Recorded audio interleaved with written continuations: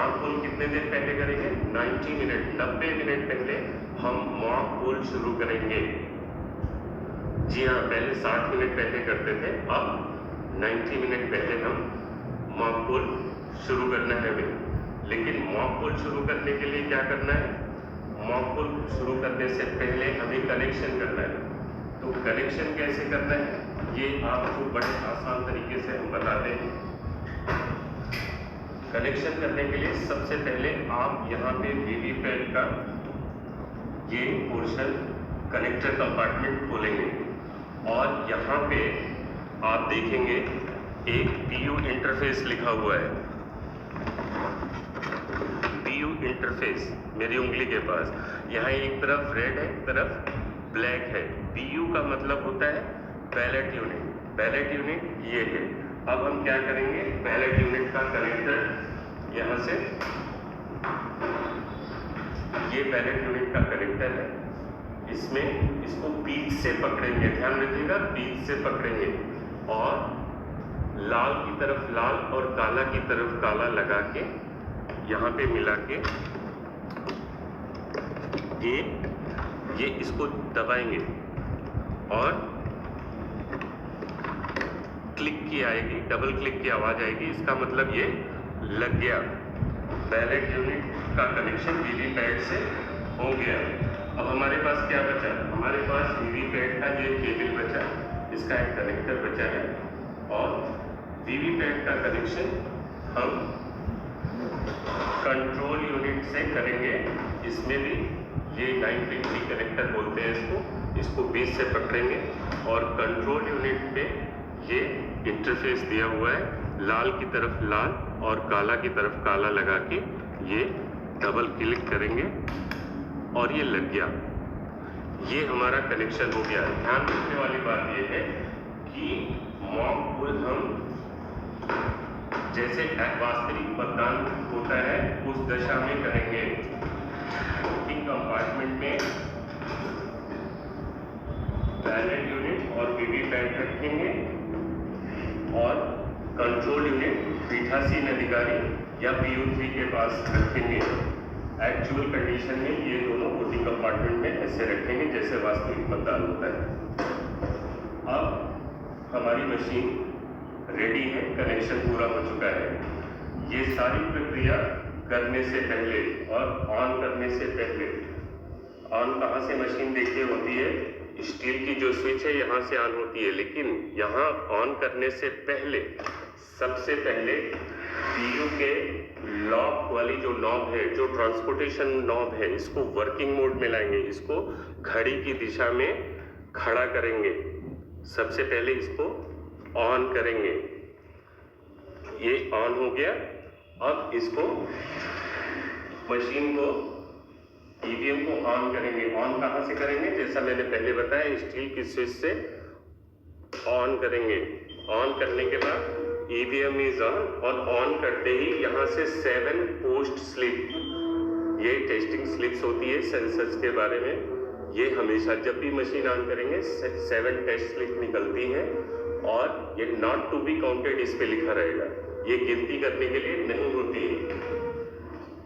ठीक है, इतना करने के बाद मशीन ऑन होने में, चूंकि सेल्फ डायग्नोस्टिक मशीन है, M3 EVM सेल्फ डायग्नोस्टिक है, ये पहले डिस्कवर करती है, ये पैलेट यूनिट को डिस्कवर करती है, वीवीपैट को, फिर इनकी जेन्युइनिटी टेस्ट करती है और ये उसके बाद EVM इज रेडी जब लिख के आ जाता है तब हम मॉक पोल की प्रक्रिया स्टार्ट करेंगे।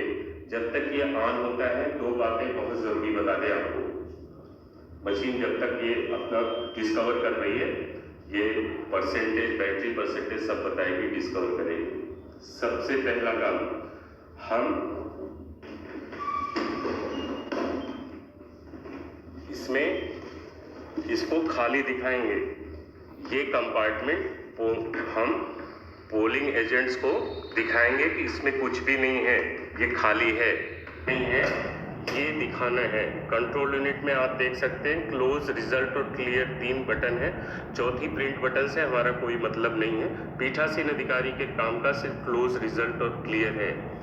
मैं आपको ये बता दूं कि इस मशीन में कोई वोट नहीं है, टोटल वोट 0 है। ऐसा करने के लिए सबसे पहले आप CRC करेंगे। CRC क्या होता है? CRC होता है, इस मशीन को ऐसा डिजाइन किया गया है कि अगर इसमें कोई मतदान पहले से पड़ा है तो उसको आप मिटा नहीं सकते। मिटाते कैसे हैं? क्लियर नहीं कर सकते। कब तक? जब तक आप रिजल्ट नहीं देखते, और रिजल्ट आप देख नहीं सकते कब तक? जब तक आप मतदान समाप्त नहीं करते। इसलिए अगर इस मशीन में पहले से कोई वोट है तो उसको मिटाने के लिए हमें घड़ी की दिशा में क्लोज, रिजल्ट और क्लियर दबाना। क्लोज दबाने के बाद एंड लिख के आएगा, तब हम रिजल्ट दबाएंगे। तब तक हमें इंतजार करना पड़ेगा। ये मशीन क्लोज बटन दबाने पे कैंडिडेट्स, नंबर ऑफ कैंडिडेट्स बताएगी। उसके बाद टोटल पोल्ड वोट्स मशीन में पहले से है, ये बता रही कुल कितना वोट पड़ा है। और पोल क्लोज, समाप्त हो गया हमारा, ये कर रहे हैं। अब जब समाप्त हो गया तो रिजल्ट बटन पीले वाली दबा के रिजल्ट दिखाए देखेंगे। कंप्यूटिंग रिजल्ट्स, यहाँ पे मशीन अपनी इंफॉर्मेशन देती है। पोल डेट बता रही है। उसके बाद PST, पोल स्टार्ट टाइम और पोल एंड टाइम। और इस तरह से मशीन अपनी हर कैंडिडेट के लिए, चूंकि यहाँ पे डमी जो मशीन लगी हुई है उसमें 16 कैंडिडेट है, तो 16 कैंडिडेट के लिए कैंडिडेट नंबर 1 कितना वोट, 2 कितना वोट, 3 कितना वोट, सबको बताएगी। ये एक टाइम टेकिंग थोड़ा सा प्रोसेस है, इसमें भी ध्यान रखने की जरूरत है। और जब एंड लिख के आएगा तब हम क्लियर करेंगे। और क्लियर करने के बाद जब क्लियर हो जाएगा तब मशीन सबका 0 वोट बताएगी और टोटल बटन दबा। पोल डेटा को क्लियर करने के लिए CU का क्लियर बटन दबाया गया, हाँ या नहीं, ये लिखना है।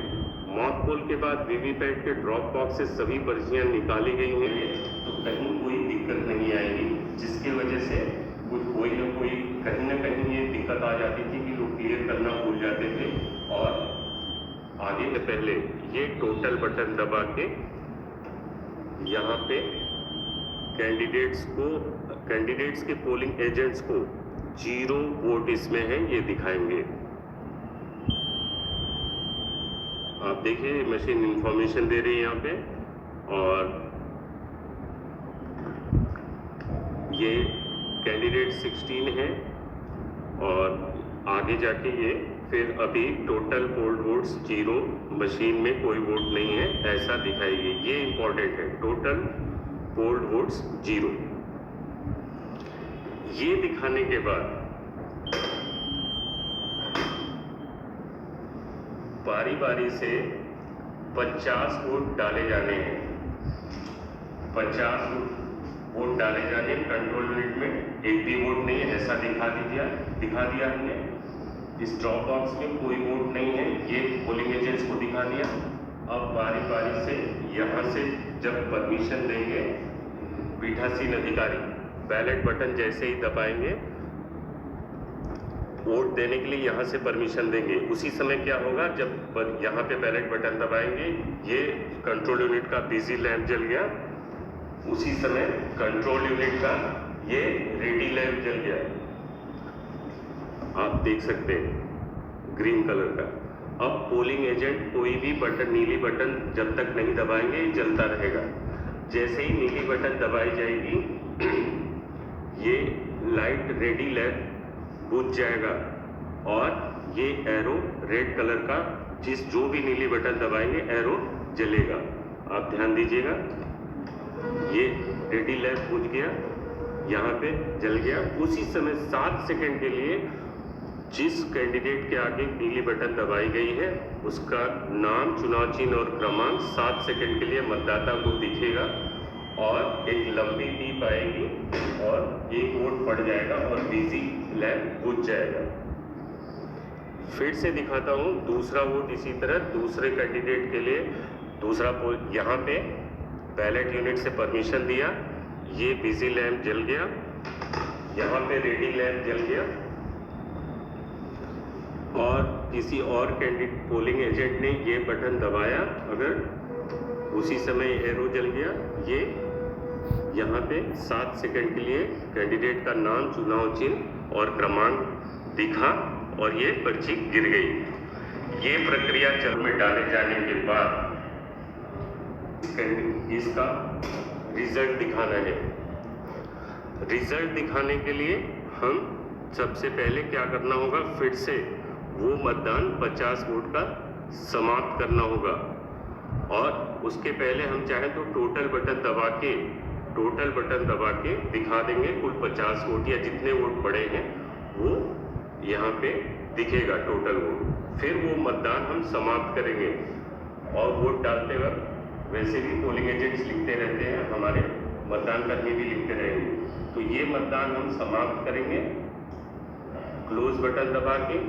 फिर जब एंड लिख के आ जाएगा तो रिजल्ट बटन दबा के बारी बारी से रिजल्ट दिखाएंगे। और फिर मैं बता रहा हूँ, रिजल्ट जब ये रिजल्ट बटन दबा के रिजल्ट देखेंगे तो यहाँ पे रिजल्ट की जांच करने पे सीयू में प्रदर्शित की संख्या लिखती जानी है। रिजल्ट बटन पे किस कैंडिडेट को कितना वोट ये मशीन बताएगी वो लिखते जाना है।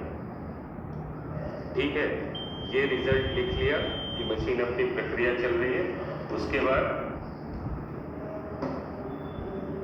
ये क्लियर बटन नहीं दबाएंगे तुरंत, ध्यान रखिएगा। रिजल्ट एक बार दिखा दिया पोलिंग एजेंट को तो क्लियर बटन नहीं दबाएंगे, क्योंकि हो सकता है कि बाद में एक बार क्लियर दबा दिया तो आप दोबारा रिजल्ट नहीं दिखा सकते। अगर कोई पोलिंग एजेंट से ये कहता है कि मैंने रिजल्ट ठीक से नहीं देखा तो आप उनको संतुष्ट कर लें कि हाँ आपने रिजल्ट ठीक से देख लिया है। अगर वो संतुष्ट है तब हम क्लियर बटन दबा के मॉक पोल का वोट क्लियर करेंगे। और ये सबसे इम्पोर्टेंट पॉइंट है, रिजल्ट दबाने के बाद हम क्लियर दबाना बहुत ज़रूरी है और यहाँ पे ये लिखना भी ज़रूरी है। मॉक पोल की ग पॉइंट जो है, ग पे पीठासीन अधिकारी की जो मॉक पोल रिपोर्ट है, मॉक पोल के बाद वीवीपैट के ड्रॉप बॉक्स से सभी पर्चियाँ निकाल ली गई हैं, हाँ या नहीं ये लिखना है और यही स्टेप यहाँ करना है। क्लियर बटन हम दबा देंगे रिजल्ट के बाद और वोट 0 दिखा देंगे। क्या है, हमने निकाल ली और निकालने के बाद हम इन पर्चियों को अलग अलग ऐसे रख के इनको गिन लेंगे, पर एक मुहर लगाएंगे सारी पर्चियों पे, मॉक पोल स्लिप की मुहर लगा के और उसके बाद